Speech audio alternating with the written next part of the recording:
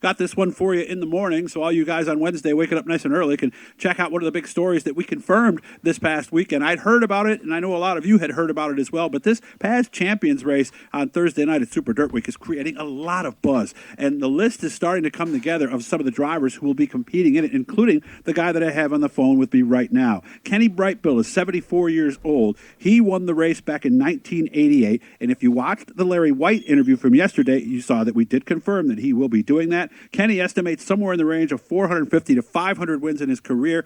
He started back in 1968. Thinks his last modified win was around 15 or so, but we're not really 100% sure on that. Let's head on down to Sinking Springs, Pennsylvania. Farmer, Hayman, and, well, he does all kinds of stuff. Kenny Brightbill joining us. Kenny, how we doing? We're doing good. Yeah, because I haven't seen you since last year, and I remembered I asked you if you ever thought about getting back in again. So when did we start thinking about it? How did this come about? This is probably over a month ago. Larry had texted me and asked me if I wanted to do it, and so I ended up calling him back and telling him I'd give it a try, and so that's what started the whole thing. Did you see that this race existed before that started happening? Had you already been thinking about a possible return? Somebody had told me about it, and another guy was working on something, but that didn't materialize. Okay. So what made you say, okay, let's go ahead and do this, or was there ever any doubt after he texted you? Well, I figured it's all good equipment, you know, and I know he's steadily running right now, so I'm sure he's got the best of everything, and I figured if I'm going to try it, I may as well try it in his car. That's true. Almost won a race at Canandaigua on Saturday night. Came home in second. Although I would imagine they'll have to make a few adjustments inside the cockpit because you're just a little taller than Larry, right? Yeah, we'll just have to probably bring my own gas pedal along, and I'm bringing another seat along. And, so, yeah, I actually got to know Larry. I'm guessing he was about 8, 9, 10 years old. Really? So I've known him since then because when we'd be at Syracuse or racing up New York, I'd stop at, if we need to do something in the car, we go to Roger Phelps's place, and Larry come in there with his dad, and that's when I first met him, you know. So after years later, he becomes a racer, and so he said he'd like to have me in the car, so.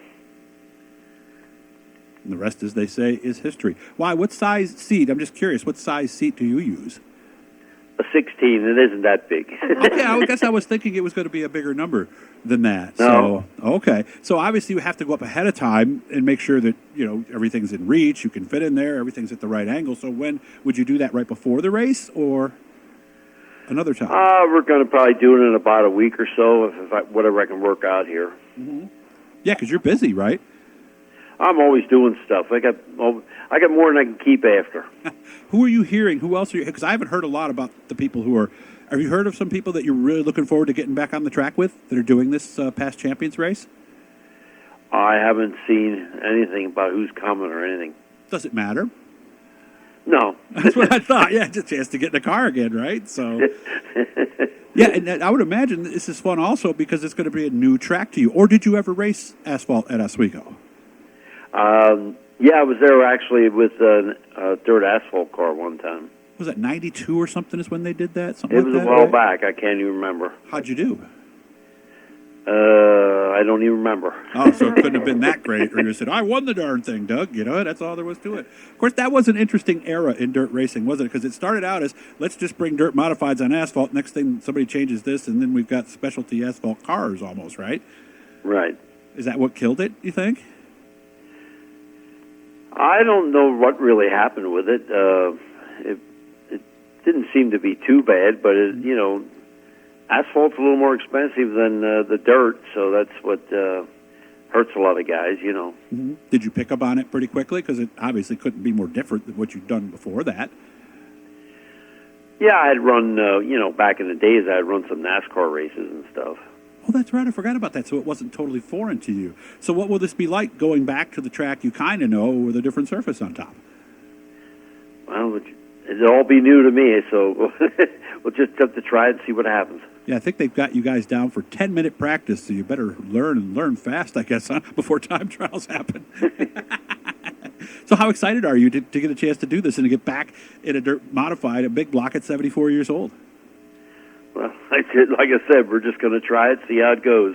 Okay. If it goes good, he said we can run the other races too, so we'll see what happens. Oh, okay. So a little incentive there to maybe get out and run the 200 again.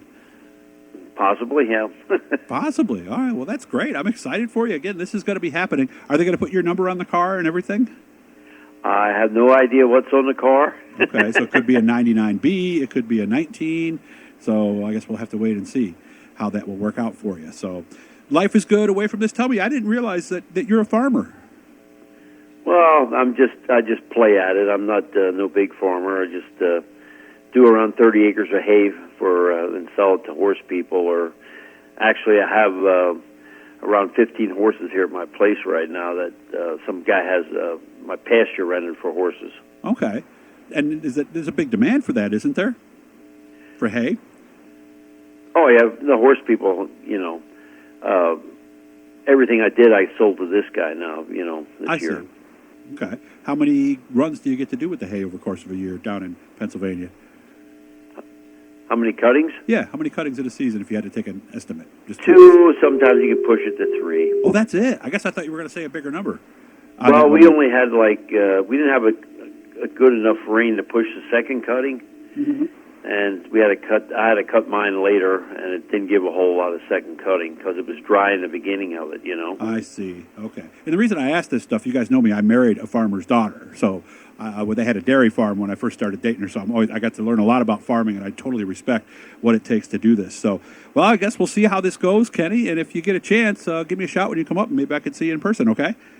Okay, that'll be good. All right, guys, hit that like button down there, share all that good stuff. But this is going to be something this year. This is on Thursday, October 6th. They've got practice for these guys coming up just after 5 o'clock. And the past champions race is going to be after the Dirt Pro Stock qualifying heats and before the qualifying heats for the DIRTCar 358s. Kenny, I appreciate you spending time with me. Thank you. I can't wait to see you again, man. Thanks a lot.